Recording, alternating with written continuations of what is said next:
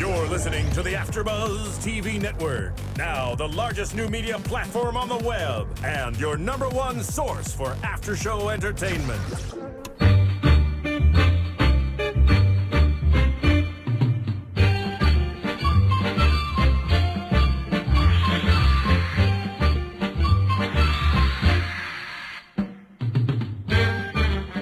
AfterBuzz TV presents Chatting with Cathy.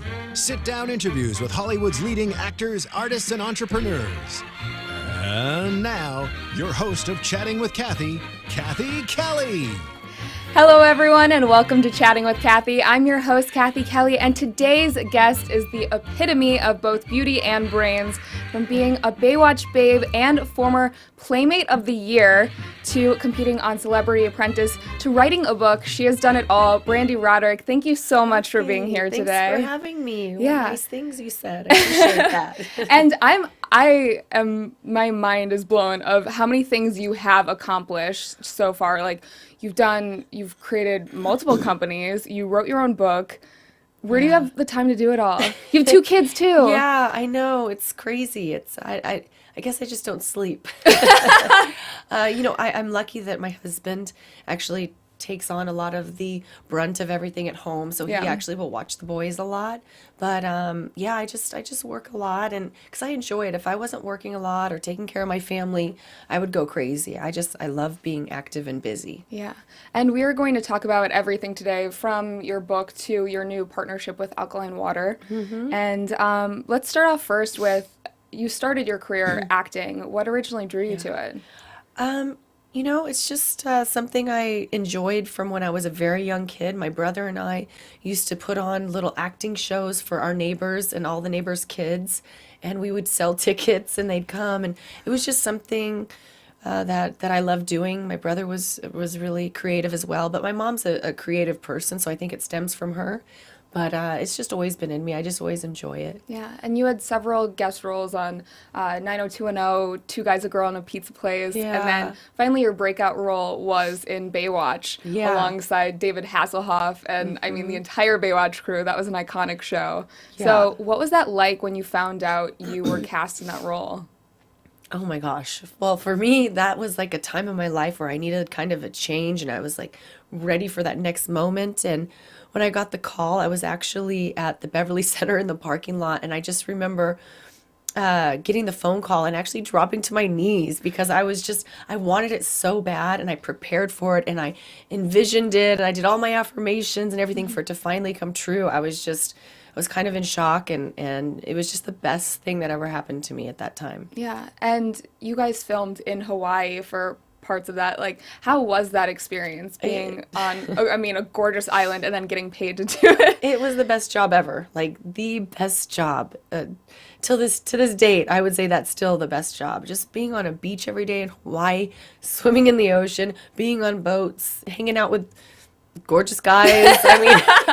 It really was the best job. Yeah. And I said it earlier, but it really was an iconic show. So many amazingly talented people came from that. David Hasselhoff did it, Pamela Anderson, Carmen Electra, the list goes on. What were the things that you learned from being on the show? Well, I feel like now I can rescue somebody. I did learn CPR. Really? We did have intensive training, underwater training. So there's a lot of things like that you wouldn't think you really had to do, but we really went through intensive training with that. Mm-hmm. Definitely. I know that you prepared a lot for Celebrity Apprentice especially, but were there extra things that you did to go above and beyond that preparation? For the Baywatch? Yeah. I just went and saw my acting coach. Okay. Prior to all the auditions and all the steps. Like I said, I did my affirmations every night, and I just really envisioned myself being there in Hawaii, doing, the part and being in that character. So, I just went balls to the walls. Can I say that? Is that okay? Yeah. I really wanted it. So another role that people probably recognize you for is Starsky and Hutch. Yeah. Alongside Ben Stiller and Owen Wilson. And I heard that you actually, a lot of that scene that you were in was improvised. Yes, yeah, which I wasn't expecting. But the good thing was I was prepared because I'd taken many classes in improvisation. And, we just had a blast. And the things that they would throw out at me, like, how much do you weigh? And what's your sign? Like, all that stuff was all improvised. Yeah. But, I felt that I held my own and gave it back to them. And we just had so much fun. Yeah. Yeah. Do you have a favorite role to date, or was it Baywatch that... Baywatch really was my favorite job, I guess, to date. But, I loved the Starsky and Hutch role. I absolutely loved that. But, one of the roles I would have to say is one of my favorite characters was on Nanny Diaries, when I got to play this kind of neurotic, crazy showgirl mom that had a cake fight with, Scarlett Johansson and my kids. And, it was just kind of fun because I got to play and dance to Donna Summers, and I was just kind of crazy. So it's always fun to play a character that's not like yourself. However, I am a little crazy, so, but it was a lot of fun. Cake fights with Scarlett Johansson don't happen every day. Yeah, exactly. Okay. So in 2000, you were in Playboy and later named Playmate of the Year. And I know that you credit Playboy to giving you a lot of the opportunities that you have today. Why do you think that it's such a good company? You know what? Well, Playboy is a great company because it's very family oriented and you feel like you're in kind of a sisterhood, a sorority. But for me, Playboy really was that platform, to maybe get noticed a little bit more, maybe get a little bit more notoriety. But I think it's a great platform for people. Yeah. And you never lived in the mansion, right? Well, I guess, you go back and forth Yeah. kind of. Okay. And, I always had an apartment in Los Angeles. Okay. Yeah. And I've heard you say in past interviews that you were actually you gave a lot of the other girls advice, both career advice, life advice. Why do you think that was? Well, I was always a little bit older than the girls. I started out, I think I was a playmate when I was 25. And a lot of the girls are like 18 or 19. Yeah. So I'm already older than them. That's still so young. Yeah, I know. But, I guess I've been around a little bit longer. But they always came to me and asked me for advice with everything, with career and love. And it happened so much that I just decided, I think I should write a book about this. Yeah. I'm giving a lot of advice. And at that point, I was, in my 30s and felt that I've, done a lot in the business and had a lot to say. Yeah. And that book, Bounce Don't Break, is a life advice book. It talks about career, love, all of the above. Exactly. Life, love, success. And it's part advice, part memoir. I do tell, my stories growing up and my experiences coming into the business so people can get an idea of, what I went through so they could say, oh my gosh, so that's normal or this isn't normal. I'm glad I read this so I know not to fall for this or, things like that. And you do detail a lot of personal issues that you went through, including in vitro fertilization. And why do you think it was important to share those stories for other young women? I think it was important, in regards to the in vitro stuff, is because for me, I didn't have anybody out there telling their story. There was no other celebrities out there talking about in vitro. Everybody that did in vitro kept it quiet and didn't want anybody to know. They wanted people to think that they had their babies on their own. So I didn't have somebody to look up to and read their stories. So I wanted women to be able to read my story so they can know the process and learn from that. Yeah. I really feel like it's only been the last year or so that we've started hearing a lot about celebrities going through this. Yeah, people are finally now coming out and talking about it, but it was always like taboo before. You feel like you have to be perfect in Exactly. everyone's eye, but it's nicer as, someone sitting at home to hear that other people have struggled as well. So it seems normal. Yep. Yeah. It's important. So in addition to your book, you are also a very accomplished businesswoman, and you've started several companies.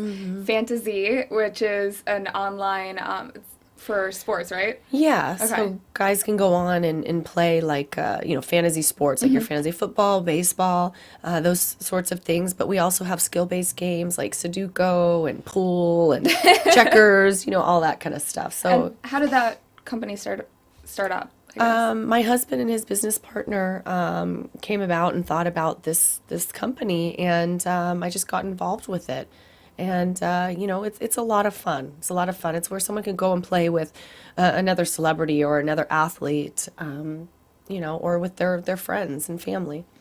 You also started a shoe line with Tommy Hilfiger and Adam Levine, and it's a designer shoe line. Yeah. So it's menswear mostly, right? Yeah, well, we have both. Actually, Ginny Hilfiger, Tommy's sister, she designed our women's line. And Adam Levine, he designed one of our men's lines.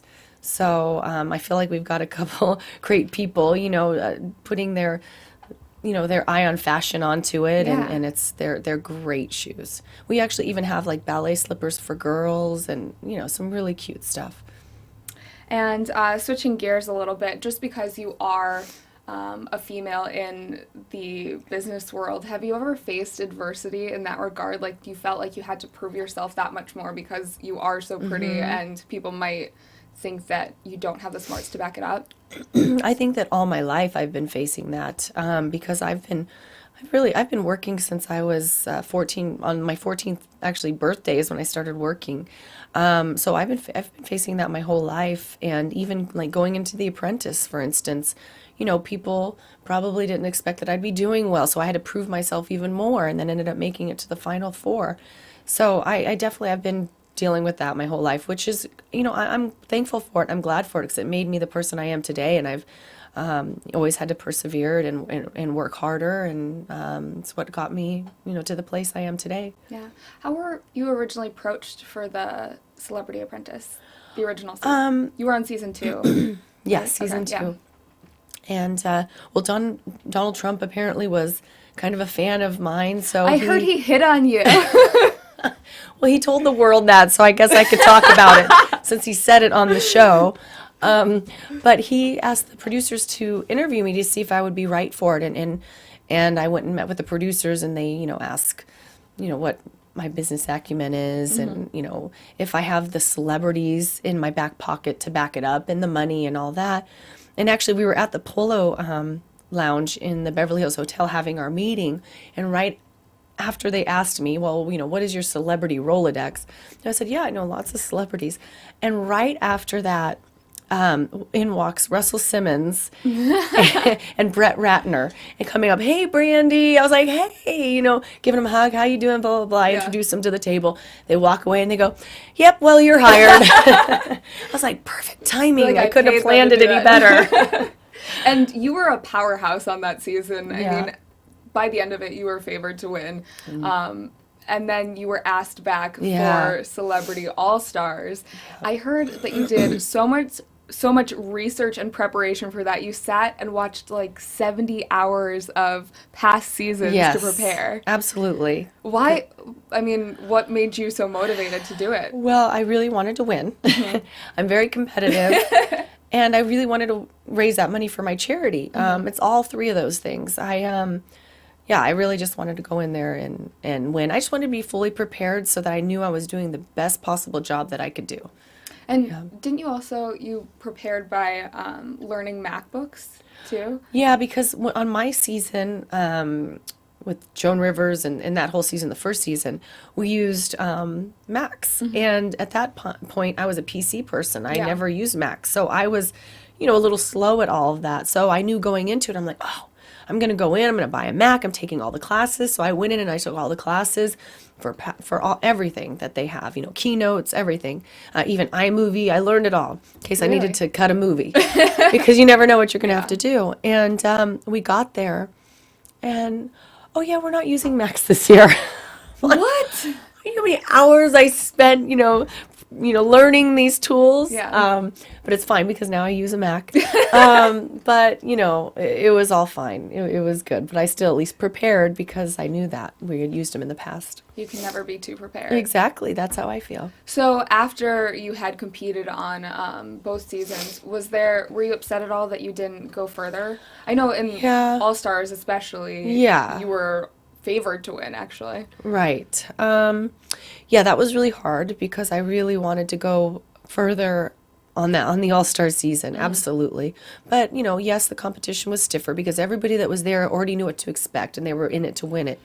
But on my particular task that I got sent home, no one could have won that task except Penn Jillette because he had Paul Simon in his back pocket. He had food. He had the musicians. Yeah. They brought in all that stuff. No one on my team, no matter who would have gotten that role, no one had those connections and had that type of pool to be able to pull something like that off. So it was just an unfortunate time that, I had been the project manager on that task. Yeah. Overall, how did you like the experience? Oh, I love it. I would do it again. I never use the word fun to describe my experience on The Apprentice, but I definitely love it. I love the challenge. I love going in every day, with a new task. I love, everything about that. Weren't they working you 6 days a week? Yeah, 18-hour days. It's insane. You don't Crazy. sleep, and that's why people get irritated with each other so easily because you're not sleeping or eating. You're just working. Yeah. But it's great. It's a great experience. And everyone always wonders whether some of the drama is manufactured, but it sounds like if you're living with that many people Yeah. and you're getting that little sleep, it's going to happen naturally. Yeah, I mean, I'm sure there are some people that maybe hype it up for the TV, but it's all stemming from real drama and real feelings. So you're definitely getting real stuff. Do you think that you took any of your experience there, took that away, and put it into your own life business-wise? Absolutely. I'm always looking at it even when I'm talking with my husband and we're talking about one of our businesses and we say, well, let's make this a Celebrity Apprentice task. We've got 2 days to get this done. And it's true because now that I've done that, I know that you could take 2 days and you can get done in 2 days what normally takes, a marketing company 2 months. Mm-hmm.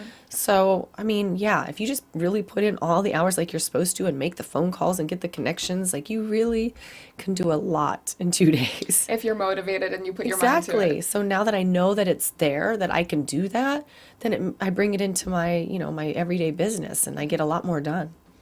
So you've mentioned your husband a lot, Glenn, and he is a former NFL linebacker for the Broncos, and I know you are a huge 49ers fan, so Yeah. Sundays, is it just crazy in your house? Pretty much. Yeah. Well, it's pretty much crazy all the time because my family and myself is always pushing everything 49ers onto our kids. Pajamas, hats, everything like that. And him and his family are doing the other. They're doing the Broncos. So our poor kids are destined to probably be Charger fans. I guarantee it. They're going to be Charger fans. That's hilarious. Are Yeah. they, I mean, they're still very young, Yeah. but are they swaying towards one side or the other? Yeah, they go towards their dad. Oh. Yeah, my little 2.5-year-old. He was a Bronco football player for Halloween. Oh. Yeah, That's but adorable. I'll keep trying. What's life like being a mom now? I mean, you have 2 sons. Yeah, it's the best. Yeah. I mean, there's nothing else like it. I mean, I love it. I'm feel totally fulfilled now. It's just the best thing ever. Mm-hmm. Yeah. I know a lot of people are probably wondering how you stay in such amazing shape being a mother, because I know that that's not easy, even if you don't have kids.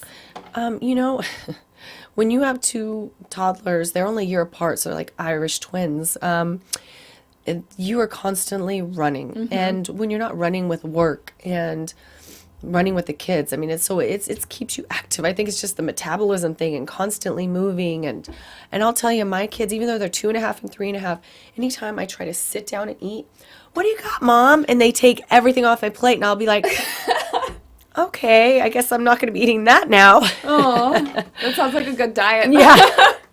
Ironically enough. But I mean, I work out 5 days a week, and we in our house eat healthy 5 days a week, and we eat what we want on the weekends, and that's how we kind of stay sane. We know on the weekends we can eat our ice cream and our pizza, but during the week we have our grilled fish and chicken and things like that. And do you cook a lot? When I'm home, 5 nights a week. If I'm Really? home, I cook Monday through Friday. If I'm not, then, my husband usually makes eggs and bacon. Okay. Eggs and turkey bacon. I mean, that's better than most guys that can use the microwave and that's about it. Yeah. So props to him. Yeah. So I want to talk about your partnership with Alkaline Water Company, and this is a new partnership with their product Alkaline 88. Yeah. So tell me a little bit about that. Well, I was actually my manager brought it to me because he knew I was trying to search for something that's healthy that I can get behind and support. And probably about the past 10, 11 years, I've been researching being alkaline and going to health retreats and things like that and learning. And my family have been eating alkaline diet. And then when he told me there was alkaline water, I was just super excited because it's an easy way to just start, drinking water and to bring your pH level up. So, he called him, we got involved, and it's been a very, very exciting journey from day one. I'm just very excited about this product. Mm-hmm. And there's so many health benefits to it as well. I know you were telling me earlier before we started filming. Yeah. It's just being alkaline. Your body, if you're alkaline, you can't get sick. You're not, getting cancers because cancer can't live, in an alkaline environment. It lives in an acidic environment. So things like that, it's just the best way to keep you balanced, keep you healthy. And it's the easiest way, you got to drink water. So why not drink the best water that's going to make your body alkaline? And the best thing about our water is that it's the first and only bulk alkaline water out there. So not only are you using less plastics, you're helping the environment, but you're saving money because it's in bulk. It's a lot less expensive than buying the smaller bottles. So it's definitely exciting. There's nothing out there like it. The first of its kind. So it's exciting to be on the forefront of that. Yeah, and you stock it up at home? Oh yeah, our garage cases like Really? Pyramid. Actually, our kids play on the pyramid of cases. I'm always like, get down, you're gonna smash my boxes. But yeah, they go and play on the boxes. That's so cute. But they drink it. My whole family drinks it. My parents drink it. Everyone drinks it. That's awesome. So moving forward, you've accomplished so much in your career, but is there anything that you haven't yet accomplished that you hope to? Good question, because up until this point, it was always kids. Having kids was, obviously you want to see them grow up well. Yeah, that, of course, would be the first thing, have them be gentlemen and grow up to be, good guys in the world that can make a difference. But, I guess for me right now, I would say to help the world be aware of the alkaline water, the Alkaline 88, and the benefits of it, because I think by starting with that, it's going to change people's lives. And I think that if we all get on that base of being alkaline, we're going to prevent a lot of these diseases that are killing our families. Yeah. So do you have any advice for young girls who are growing up and they maybe want to aspire to be like you one day? Well, I always say just no matter what your dream is, if it's your dream and you're really passionate about it, go after it, because you can achieve anything. That's why Mom used to always tell me, whatever you want to be, you can be. And I think that girls really need to know that, because it's so true. If you go out there and work hard enough and put in the energy behind it, you're gonna be able to do whatever it is you want to do. So that's really important for girls to understand that they have the power of their own destiny. And that's a lot of what you talk about in your book as well. Yeah. So it's all coming full circle. Yes, you can get it in Bounce Don't Break and read it. Yeah. And that's available on Amazon as well? Yeah, Amazon, Barnes & Noble, wherever. Awesome. Well, we have a shameless plug section at the end of every show. So whatever you want to plug away. Well, I'd love it if people would go to alkaline88.com and pdoitalia.com. And if you want to see any of my appearances where I'll be appearing, you can go to branderoderick.com.